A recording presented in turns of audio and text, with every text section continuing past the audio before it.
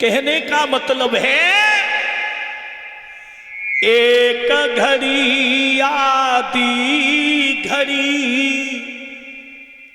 और आदि में पुनियाद। जब समय मिल जाए तब हमें भगवान का भजन करना चाहिए। सूत जी महाराज समझा रहे हैं शौनकादि ऋषियों। इधर अभी आप लोग श्रवण कर रहे थे महाराज परीक्षित के जीवन के बारे में। परीक्षित उसे बोलते हैं जो औरों की रक्षा करे, दूसरों का सम्मान करे। अब नाम तो धरेगा शांति देवी, और घर में मचा रही है क्रांति, तो काय की शांति देवी है? यथा नाम तथा गुण, जैसा नाम हो वैसा गुण भी होना चाहिए। महाराज परीक्षित का विवाह पातालपुरी के रहने वाले महाराज बासुक की बिटिया नबलदे के साथ में हुआ है। और नबलदे के साथ में विवाह होने के बाद पांचों भाइयों ने बड़े विधि विधान से महाराज परीक्षित का विवाह किया है। परीक्षित महाराज डेगा डेगा बैठो, दूर दूर कैसे बैठे हो? काय मैया, हाँ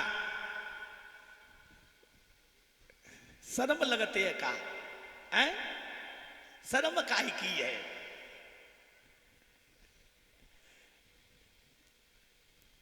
कहने का मतलब है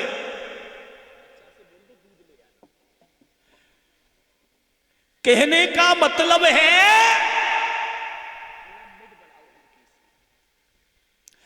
महाराज परीक्षित का विवाह हो गया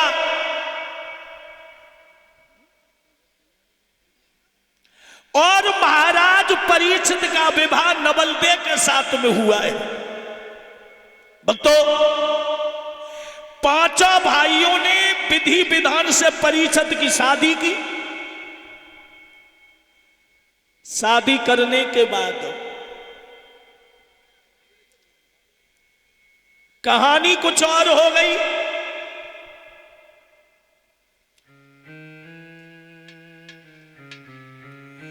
अब पांचों भाइयों ने सोचा अब शरीर के ऊपर बुढ़ापा है, अब हमें भगवान का भजन भी करना चाहिए, स्मरण करना चाहिए।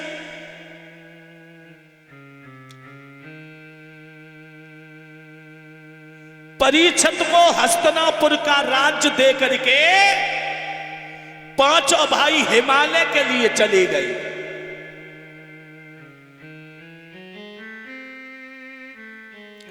भक्तों, जब पांचों भाई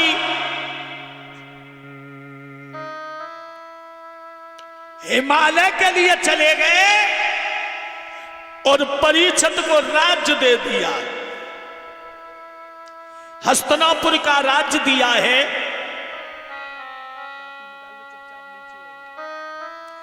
परीक्षित हस्तिनापुर के राजा बने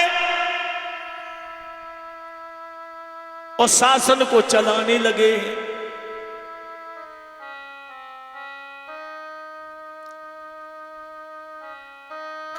भक्तों,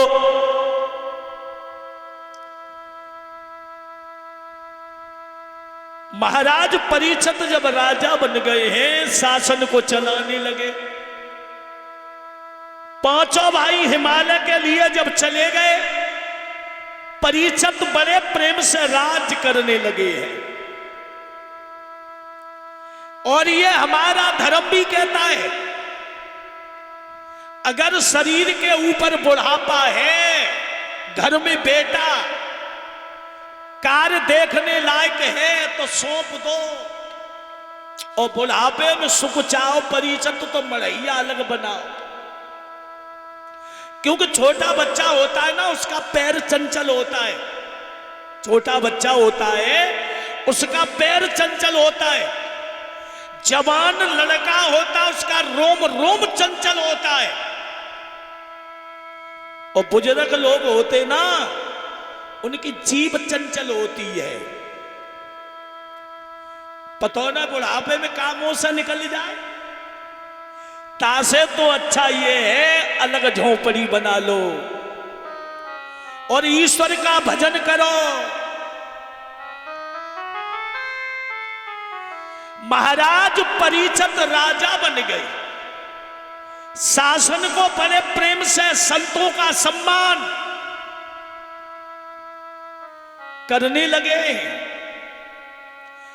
और इतने सत्यवादी राजा बन गए, महाराज परीक्षित के जो उनके दरवाजे आता है, जिसने जो भी मांगा वो दे दिया, कभी निराश होके नहीं जाता।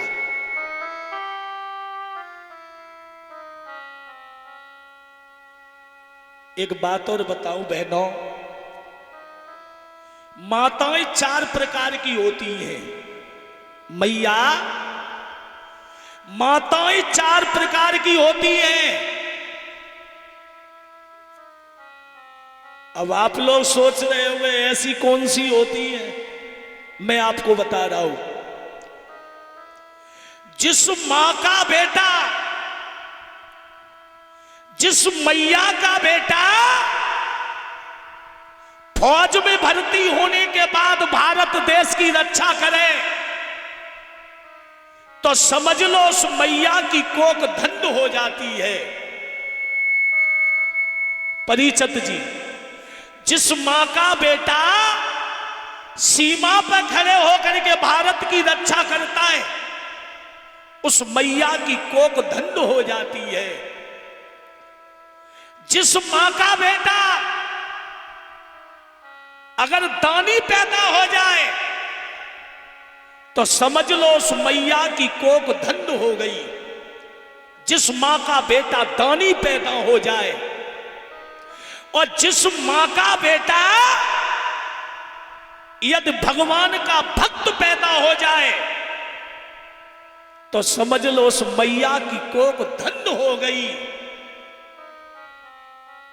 और जिस मां का बेटा अगर संत हो जाए ना, तो 7 पीढ़ियों का उद्धार कर देता है। जिस घर में जिस मां का बेटा एक संत पैदा हो जाए, तो समझ लो उसने अपनी मैया की कोख को धन्य कर दिया। और जा मैया को लला सड़प्पा है जाए, तो समझ लो उसने मां की कोख को धन्य नहीं किया, उसने अपनी मां की कोख को कलंकित कर दिया। समाज में जिस मां का बेटा शराब पीता हो, जुआ खेलता हो, समझ लो उसने अपनी मां की कोख को कलंकित कर दिया और मां के अरमानों को अधूरा कर दिया, धूल कर दिया।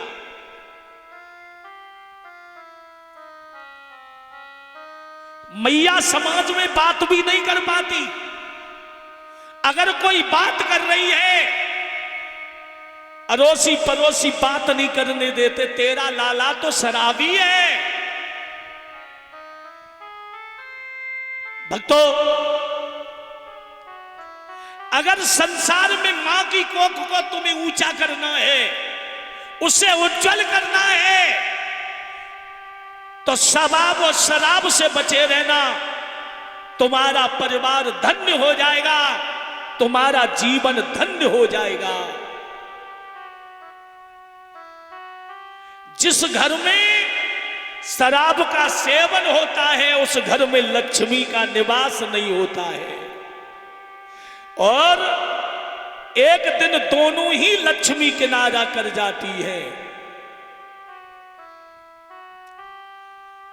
कल हमारे पास में बुजुर्ग लोग बैठे, बोले महाराज जी हमारे गांव में अभी 2 कथा भई है।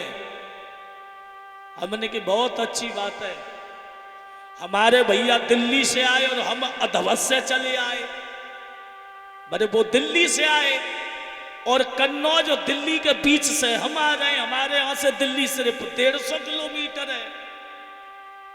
मैंने कोशिश करना, बाबा है नादान जी को बुलाया है, अब गलती हो जाए फिर भी सब माफी माफ है। कथा का मतलब ये नहीं है कि भागवत कराओ भंडारे कराओ, ये शास्त्री बुला लिए वो कथावाचक बुला लिए।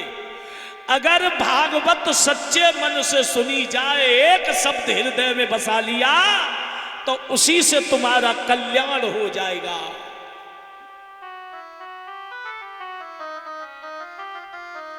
चलिए सभी भैया बहने ताली बजा करके भगवान का कीर्तन बोले, ताली बजा करके।